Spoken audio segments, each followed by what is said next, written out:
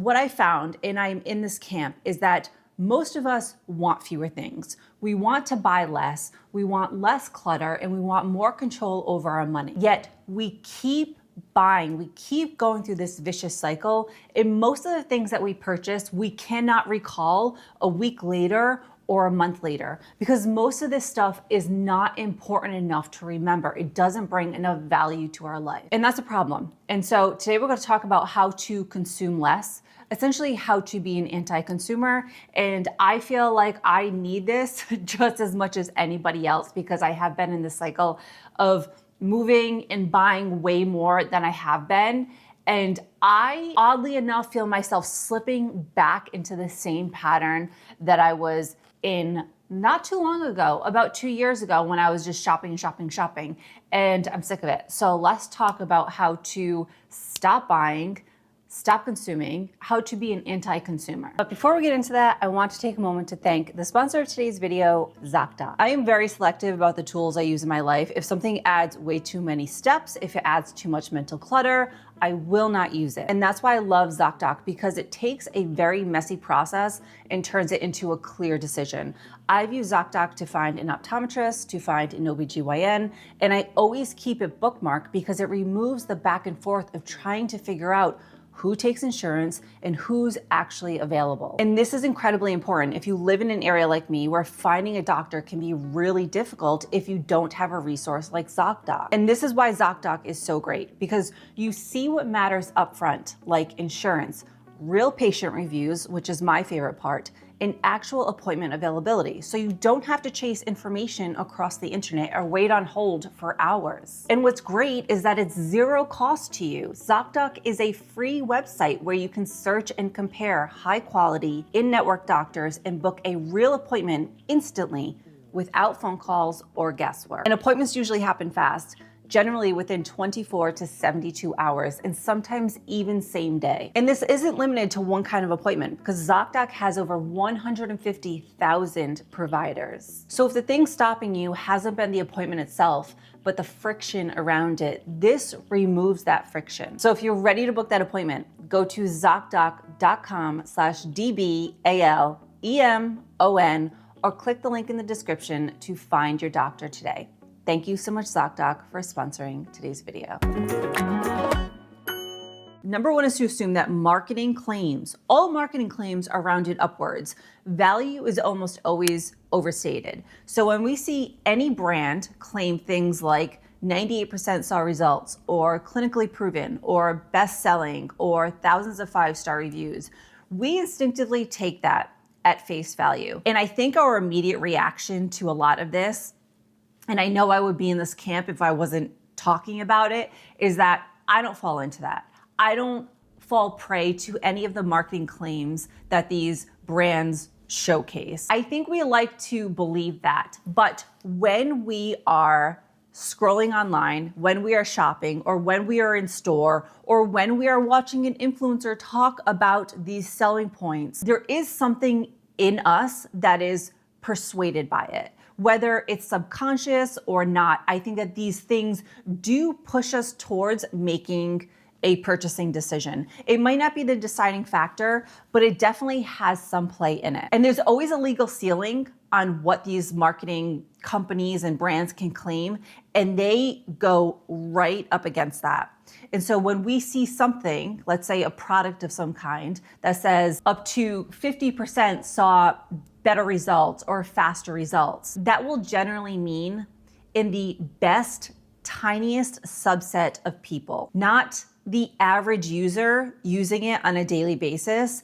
And up to 50%, up to 90% is doing the heavy lifting here. And I know this for a fact because I work in marketing, and the up to phrase we use so much, and it is a really great way to sell people, and it can be deceiving without lying. I think we all know this, but it's so important to keep reiterating it, that influencer marketing takes rounding up and supercharges it. We see thousands of reviews from influencers on a weekly and monthly basis, yet we have to keep in mind that influencers are not natural reviewers. They're not neutral reviewers. They are paid persuaders, because even when these creators or influencers are trying to be honest and authentic, they are operating under an invisible pull where they either want future brand deals, they want to stay in the brand's good graces, they want to signal to similar or adjacent brands that their content can perform well. They want to make money on affiliate sales. These incentives nudge everything upwards. And so if we take something that is fine, a lot of the times you'll see an influencer talk about how they are obsessed. And it's important to remember that influencers do not have all of the information. A lot of their testimonials and reviews are based off of PR boxes, brand talking points, or very casual use in the one instance when they're unboxing it, or maybe sometimes for a couple of weeks. Because we're also taking the advice and opinion from people who are trying hundreds of products. It's not like they have this one product that they're using continuously every day for 6 months to see genuinely whether it is worth the money or not. And a lot of these things are free anyway. So they can't even tell you if it's actually worth making the purchase and buying the thing. And so their value assessment is always incomplete. It's not like it's malicious. It's not like they're trying to lie to you. It's just shallow, because there's always something underlying it. Either they don't have the full information of the product, they don't have the full wear test of the product, or they're trying to get affiliate links, or they're trying to make a paycheck. There's always an underlying reason behind it. And I'll give you an example. I've been watching one of the OG beauty YouTubers that I used to watch a long time ago, when that's all I watched in like 2018, 2019, 2020, all these beauty YouTubers. Well, I'm watching her now because it's not just beauty content, and I really like her personality. I like who she is, but she mixes lifestyle with makeup application. So she talks a lot about her life and what's happening, but she's also applying makeup. And as she's doing that, she's talking about, and very subtly, it's not like she's trying to oversell something, but she's talking about certain items like they are complete game changers, like a face spray that you put on top of your makeup to make it set better, a moisturizer, or even some new products that she tried out recently from a brand that she's been wanting to try. And the way that she spoke about these products was that they were the best thing ever, and like they were beautiful and they apply beautifully. But this was the first time that she had been testing those products on camera. And I just caught myself looking at it from a different point of view, because if I had been watching her doing this in 2019, 2020, I would have researched the brand, looked at the products, and then tried it out for myself. And she did remind us, and always does remind us every time she's applying makeup, is that everything is linked in her Shop My, which is, if you're not familiar with Shop My, it's an app, and you can go onto, I think these creators have links, and they're all affiliate links. So that's how they make money. And I don't blame her. This is her job. This is how she makes an income. And I genuinely think that whether it is very casual use or whether it was her first time, I don't think she's lying. I think she does genuinely like it. It's so easy to think that you will not fall for influencer marketing. Next one, eliminate categories, not individual items. So you might say, instead of debating on whether or not you should buy every single candle or basket or home organizer, you just say, I do not buy home decorative items. Because if you do not eliminate full categories and you're just constantly debating individual items, it keeps us trapped in this constant flow of decision making. Each item on its own feels harmless, so we keep justifying it again and again, and that's how consumerism wins. And so eliminating a category altogether ends the debate before it even starts. When you decide, I don't buy, staying on our example, I don't buy home decorative items, then the decision is already made. That wicker basket, that home organizer, that spice rack, that candle it never even comes into question. And so fewer categories means fewer negotiations with yourself, fewer temptations, and far less mental energy spent on things that do not meaningfully improve your life. I made a lot of these categories I still have these categories, as you know, if you're a viewer of this channel. A lot of these categories I made. It's not like when I started budgeting and trying to pay off debt and get control of my spending, it's not like I had to debate on whether or not to buy a new lipstick or bronzer or piece of clothing or a pair of shoes. I didn't have to, definitely not homeware. I didn't have to debate on any of that because those categories were off limits. The only thing that I allowed myself to do was to replace something that was a staple in my routine that I had completely run out of. Generally, I would buy the exact same thing because I already knew I would like it, and so it wouldn't be a waste. The next one is to remember that happiness comes from subtraction, not addition. And we know this all too well, that most of us assume, and social media tells us, that happiness is built by adding more things to our life. Yet we know, if we look at psychology, if we look at minimalism or behavioral economics, we know that the more stuff we own tends to weigh us down more and make us less happy. It's easy to understand. It's really hard to implement because addition is very seductive because it feels like improvement. If you buy a new planner, you feel like a more organized person. If you add in a more intense self-improvement routine or morning routine, you feel like you're improving your life. If you buy that, course online, you feel like you're making progress. But the fewer inputs you add into your life, the easier it is to feel okay with less. And the hard part is that this takes a long time to learn. I'm not an expert at this, okay? Like I still add things to my life. And again, I'm in the process of a move and I'm still wanting to add things to my life. And I have to keep reminding myself that I need less. I do not need more. Like I keep wanting to buy home decor items and furniture items for this place. And I'm like, no, because in the end, I need less. I'm doing another declutter, which is crazy because I've already done 2 or 3. I just want to own less. And I think a lot of us want to own less while at the same time desiring more, thinking that it will make us better. It will make us happier. If we take, for example, toxic people, if you remove a toxic person from your life will inevitably, most likely become easier and you'll likely gain some more confidence back. And I know this firsthand because my ex was extremely toxic and, we're still friends and we still talk. He's a nice person, but he's super toxic and he will admit it himself.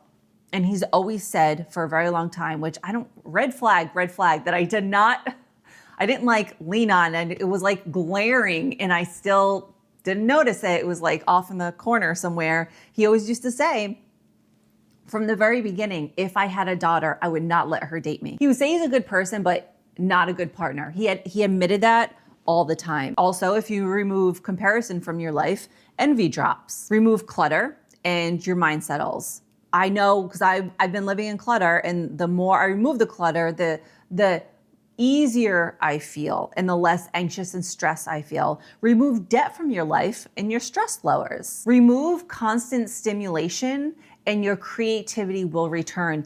I find this very often because my mind is going and going and going, and I have 20 tabs open in my brain at all times. And sometimes I become so anxious and so overwhelmed because there's so many things that I either want to do, try, or, I'm constantly thinking about things and ideas, especially related to this channel, that it almost paralyzes me.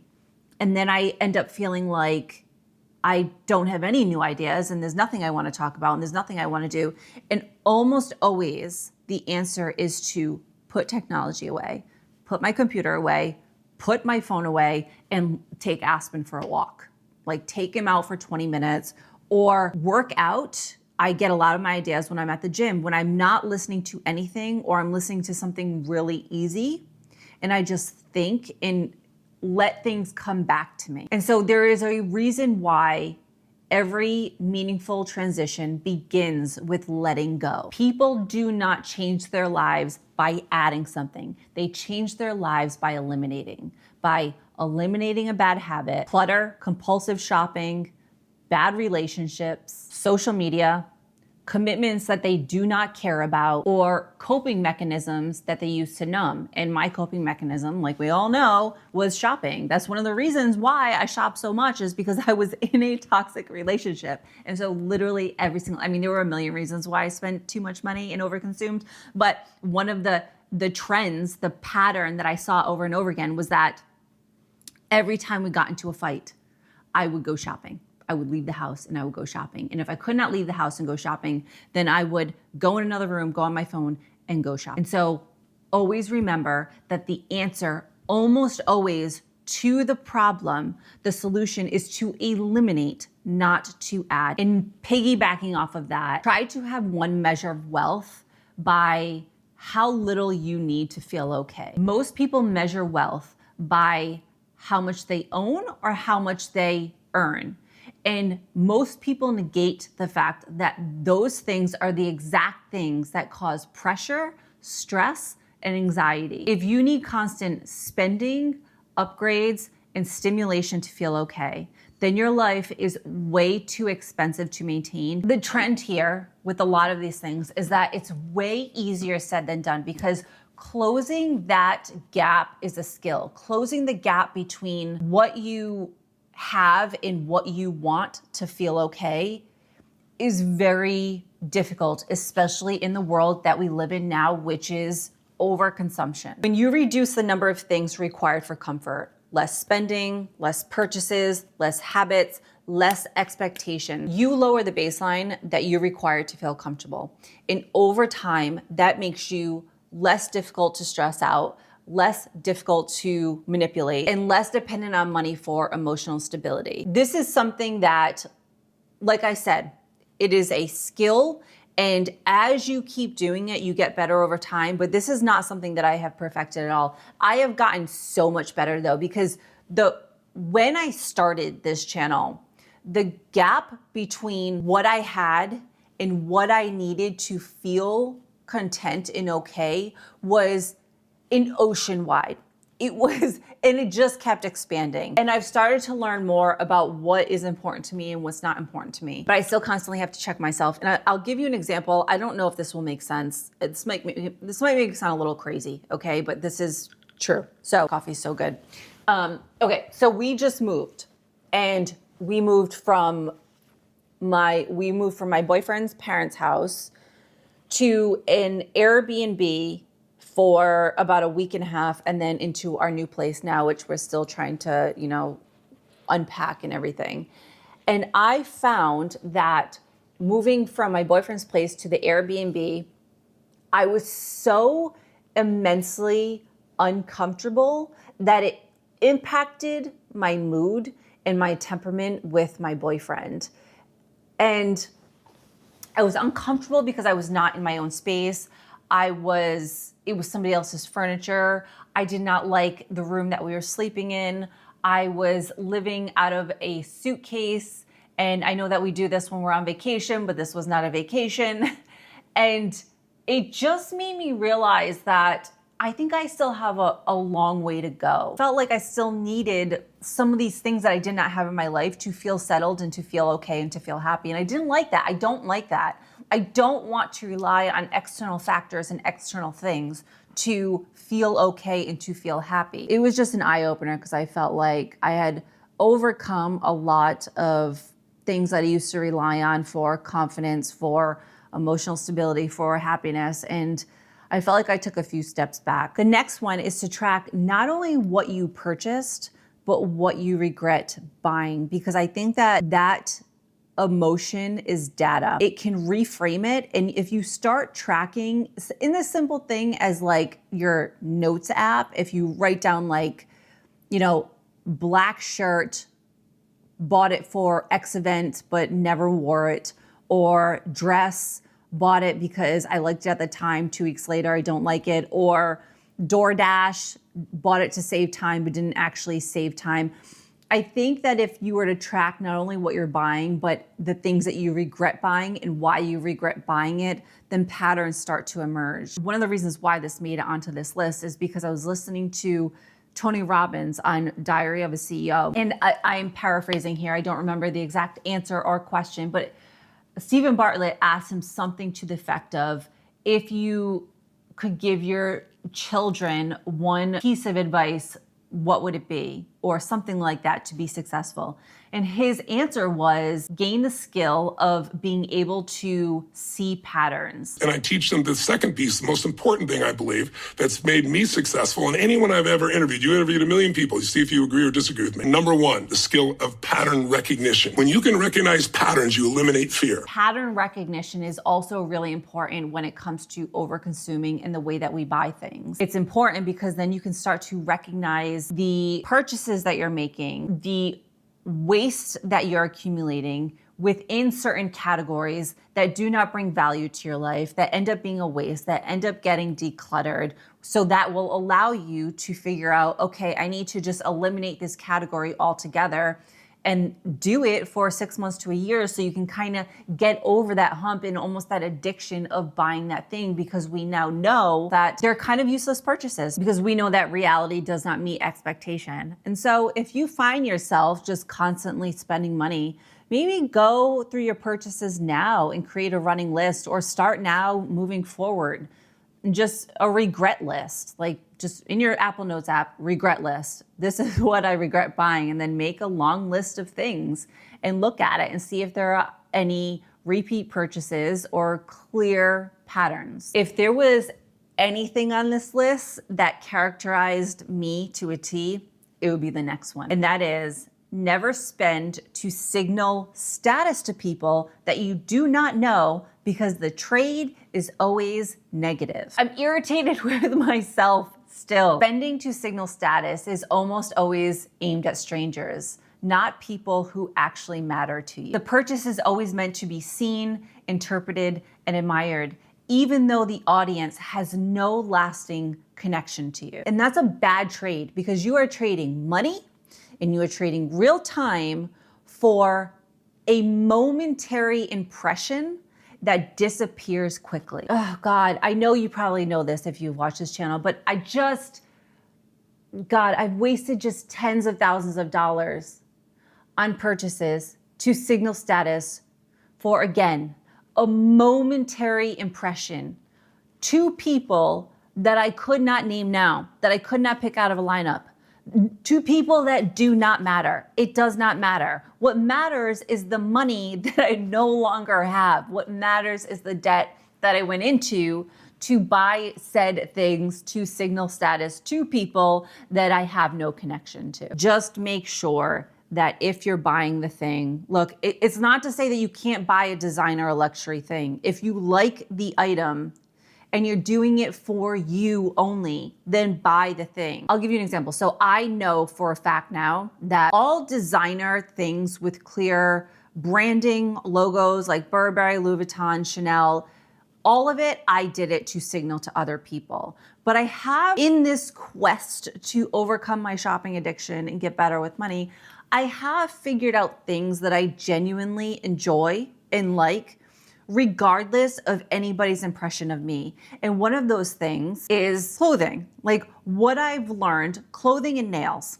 What I've learned is that I now work from home and I don't see many people anymore, not nearly what I used to. There are some days when I am in the house and the only time I leave my house is to run to the grocery store or to walk Aspen, and nobody sees me because it's freezing outside and I have a coat on. Yet I still thoroughly enjoy dressing up every day and looking nice. Even if I do not leave my house, I will put a dress on and I will do my makeup and I will do my hair. I always look like I am ready to go somewhere, even if I go nowhere, because I like the feeling. I like feeling like I am put together. I like feeling like I am dressed and ready to go, even if I'm not going anywhere. And so what I learned is that part of me, which was really enlightening and also made me feel a little easier about even just my purchases like Rent the Runway, that I'm doing it actually for myself. It's long-winded to say that do not buy a designer item or something with a logo or a brand. Not buy the thing. Just make sure you know why you're buying it. The next one is to unfollow anyone who makes their income by increasing your spending. Because most of the purchases that we make when we are over consumers, I'm not talking about needs here, but when we are over consumers and we're buying a lot of unnecessary things, most of those purchases are not based on need, they're based on exposure. And so when we are watching people whose job is to glorify overconsumption, to recommend or to sell products, we are constantly and quietly being nudged upward little by little to make the purchase.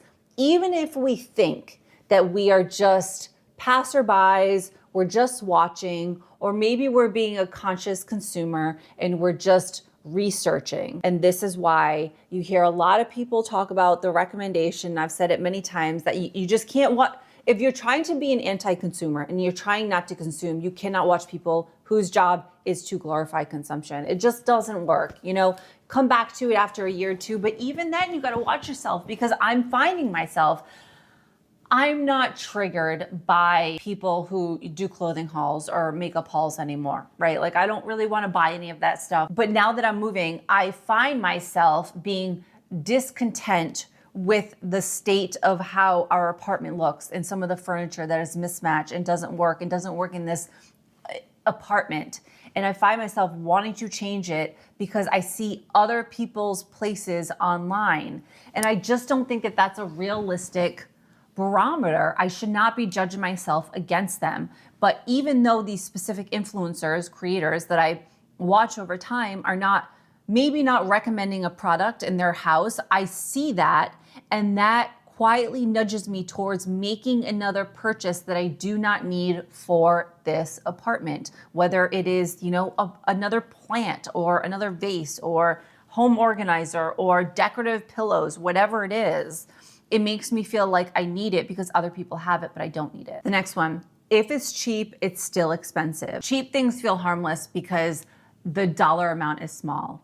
Yet useless things still add up in the attention that they require, future decisions, and the space that they take up in your home. You have to store them, you have to manage them, you have to look at them all of the time, and the space that it takes up until eventually it gets decluttered or thrown away. If something does not meaningfully improve your life, then the cost is high no matter what it is. And I remember sometime probably like 6 to 8 months ago, I heard somebody say something to the effect of, if it's free, it's still expensive if it doesn't add value to your life.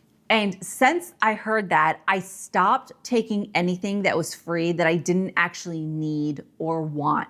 So I used to go to some events for my work, and there were a few times when we would have gift bags with like a tumbler or a mug or a magazine or coasters or beach towels.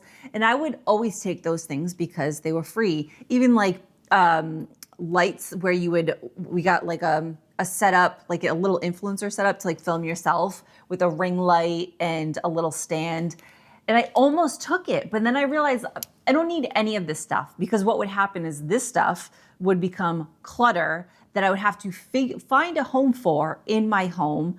It would sit there, collect dust, rarely get used, and then at some point have to get thrown away. The stress and anxiety it would cause, and the discomfort it would cause, and having to look at the clutter and then having to figure out what to do with it was not worth the item being free. It made it way too expensive. And so a lot of the times I would just turn it down. And so cheap or free things that you do not use can end up costing you more than an expensive thing that you use and cherish every single day. So moral of the story is, try to keep your default life small and simple. Try to rely on less things. Try to consume less things.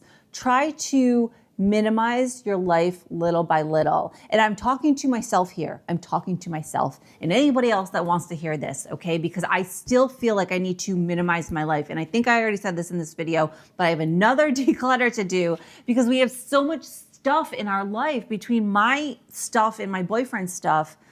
even my closet, even my own things like my clothing. And there's just so much stuff that I still don't want to own. I want less. And it just gives me anxiety every single time I walk into my closet now. And I have a third of what I used to own. And yet still that feels like too much. All of this stuff is just wasted crap. None of it means anything. And that is the thing that I need to keep in mind every single time I'm watching an influencer whose home or apartment or condo looks great. I have to remember that thing is not, that stupid little vase on a table will not bring me any more joy. I would love to know your thoughts. If you have any tips on how to consume less, how to be an anti-consumer, I think we can all use them, especially in today's day and age where I think a lot of us are becoming overwhelmed with the amount of consumption that is happening, yet we still keep consuming the content, and we are bombarded by it more and more between marketing, between ads, between brands and influencers and everything in between. So if you have any tips I didn't mention, please leave them below and I'll see you in the next one. Okay, thanks.